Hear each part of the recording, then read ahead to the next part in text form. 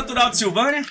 Natural de Silvânia, nasci na Fazenda Buriti, na beira do Rio Corumbá, 18 de 4 de 1968. Filho de Antônio Dutra Rodrigues e Neuza Gomes Rodrigues. Quantos irmãos você tem? Essa é a pergunta. Éramos 13. É isso que eu ia falar. Um time de futebol. O primeiro filho do meu pai faleceu ainda bem novinho, bem criança. Aí depois meu pai teve mais 8 filhos do primeiro casamento. A esposa dele faleceu. Ele, depois de um certo tempo, conheceu a minha mãe, Dona Neuza, e teve mais 4 filhos. De pai e mãe, 4 filhos. Quem são eles? Vamos ver. O mais velho, o Marcos, que é o casado com a Cida do Senhor. Certo. O Carlos, certo. Que é divorciado, era casado com a Rosane do Bosquinho Tavares. Sim. Eu, casado com a Dona Adriana. E o Dudu, que hoje é casado com a Nádia, filha do Paulo Reis.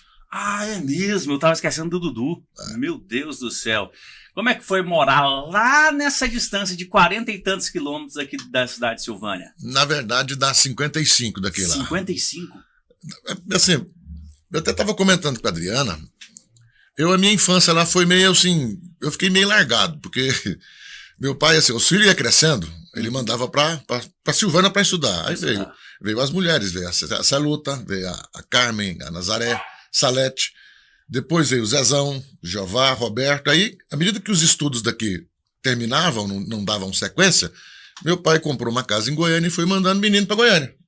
Foi enfileirando menino. Aí, do segundo casamento do meu pai, nós somos a idade, tirando o Dudu, que já veio bem depois, a diferença de 2 em 2 anos. Uhum. Então, quando o Marco tinha 6 anos, meu pai exportou ele para Silvânia para estudar. Certo. O Carlos fez 6 anos e veio para cá. Quando o Carlos fez 6 anos, eu estava de 3 para 4. Então eu não convivi muito, eu nem lembro direito essa parte dessa infância minha de 3 para 4 anos lá, convivendo com eles, né? Uhum. Eu só fui lembrar disso depois que eu também fui exportado para poder estudar, só que eu já fui, com 6 anos eu fui direto para Goiânia, porque já estava todo mundo lá. Sim. Aí estava a Celuta, que tomava conta de todo mundo, né? Acabou virando uma segunda mãe de todo mundo, porque os meninos perderam a mãe. Que tinha muito isso, né? A irmã mais velha que ia tomando conta dos menores. Quando a primeira esposa do meu pai morreu, eu acho que o Joaquim devia ter 2 para 3 anos de idade. É mais novo, né? Então, assim, era o mais novo do primeiro casamento. Então ele acabou cuidando de todo mundo. Aí o menino ia fazendo 6 anos e ia exportando para Goiânia. Aí, quando eu cheguei lá, já tinha 6, eu fui o 7º. Caramba, de homem, né? Pra ela tomar conta. Essa homaiada, pra ela passar raiva com esse tanto de homem lá. Vai direitinho pro céu. Vai. Não,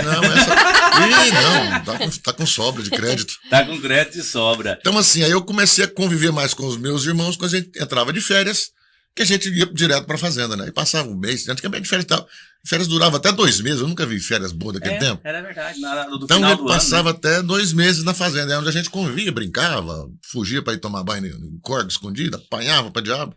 Machucava pra danar. Machucava, mas é coisa de menino, né? É coisa de menino. Eu já machuquei, minha cabeça é tudo retalhada pra todo lado, porque quanto é trem que acontecia, batia na minha cabeça. E na verdade é engraçado assim, porque era uma viagem muito comprida, para 55 quilômetros. As estradas deviam ser... Não, era horrível. E nessa época, eu vinha de Goiânia direto, que a gente nem passava aqui. Ou às vezes passava direto, ou então passava por Abadiânia. Caramba, então era estrada de terra. Quando vinha por aqui, era estrada de terra, por lá, mesma coisa. Asfalto, tinha um asfalto em mais ou menos até Abadiânia. Depois que duplicou, que melhorou, mas antigamente era um asfalto ruim também. Era muito difícil. Era uma viagem bem longa. Eu lembro que uma vez eu fui lá no seu irmão Joaquim, a gente foi lá com a turma da Rádio Rio Vermelho, ele gostava muito do Linão, e aí ele contando como era difícil essa viagem de lá pra cá. Era literalmente uma baita viagem. Era uma viagem.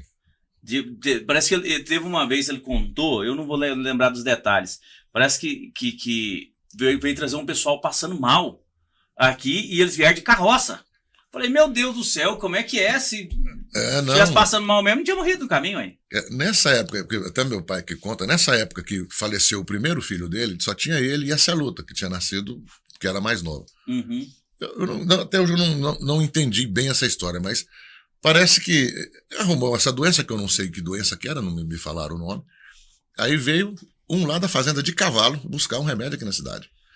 Aí quando chegou lá, aí a Celuta também tinha adoecido. Aí não sei se foi pelo menos o que a gente conta, que eles falam que ele pediu para dar o remédio para a Celuta e buscar outro para ele. Aí ele não deu conta de esperar.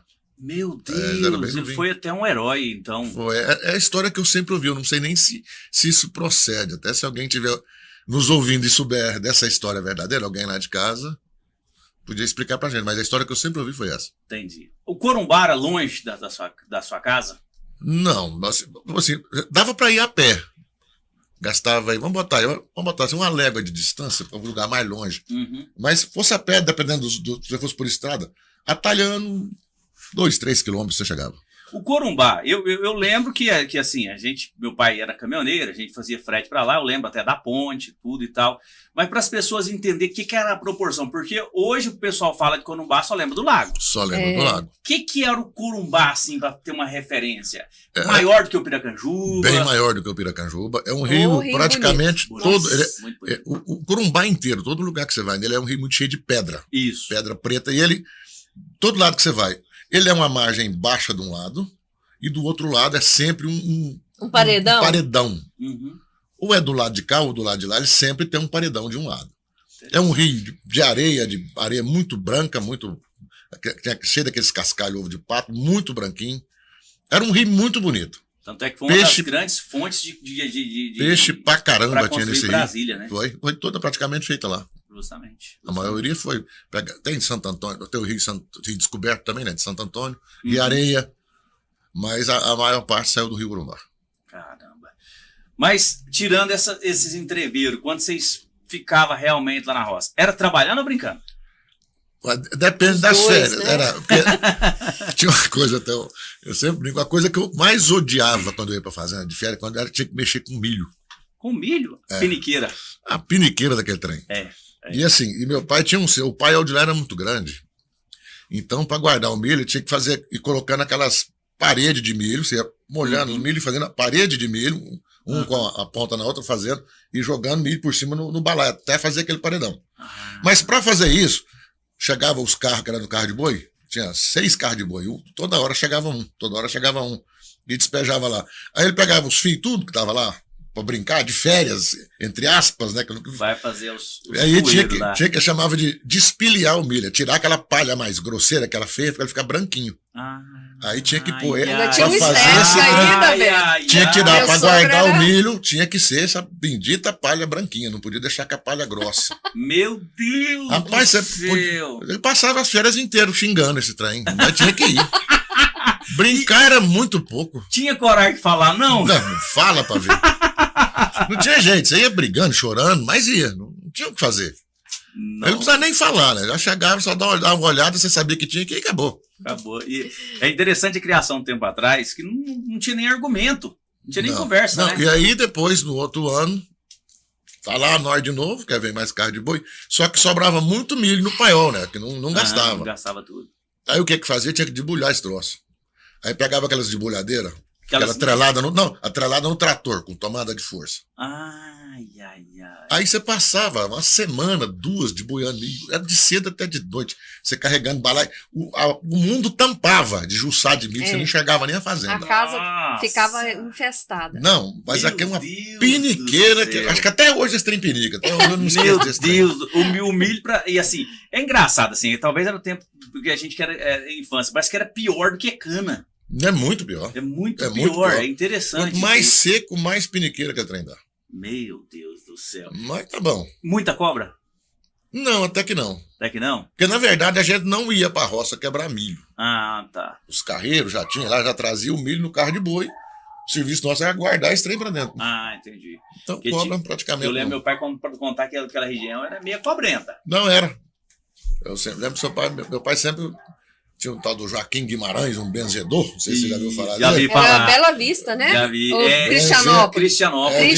Era direto esse velho benzendo cobra lá, porque começava a morrer vaca, morrer cavalo, e não sabia de onde que saía para caçar essas cobras e não achava. E a coisa mais interessante, essa geração não vai saber isso. Mas se benze, a cobra vai na porta da sede. Pra matar. Mansinha. É mansinha, pra matar. É desse jeito. Ela aparece pra matar. Meu Deus, você já chegou a deparar com a cena dessa? Porque eu morro de medo de cobra. Eu também. Nossa.